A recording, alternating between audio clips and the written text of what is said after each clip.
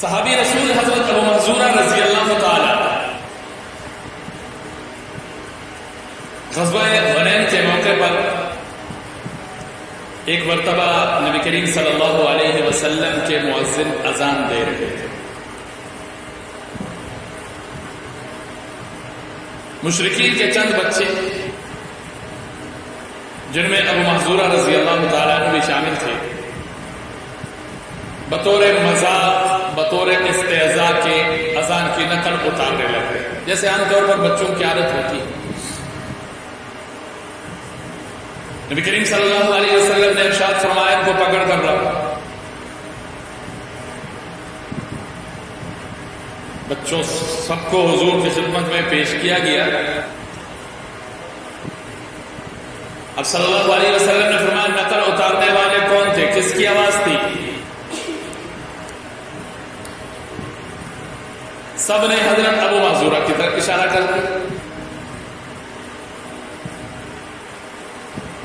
اب حضور صلی اللہ علیہ وسلم نے باقی سب بچوں کو چھوڑا اور ابو محذورہ کو نہیں چھوڑا.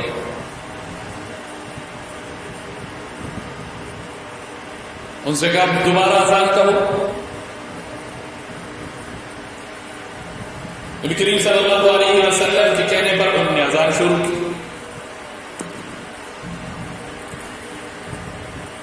اللہ اکبر تو بلند آواز سے کہا,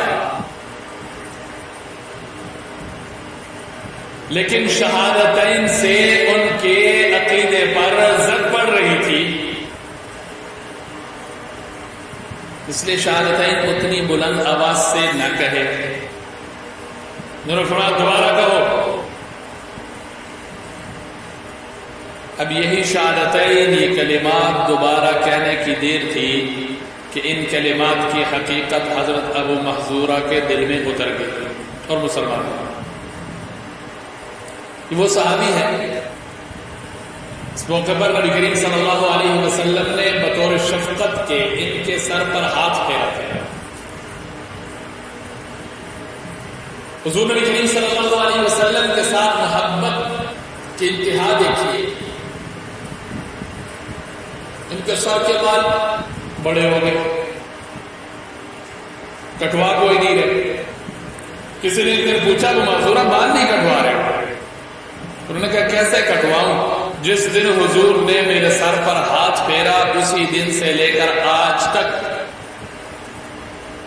میں اپنے بالوں میں حضور کے اس لمس اور اس ہاتھ پھیرنے کی خوشبو محسوس کر رہا ہوں. ابھی تک وہ خوشبو آ رہی ہے.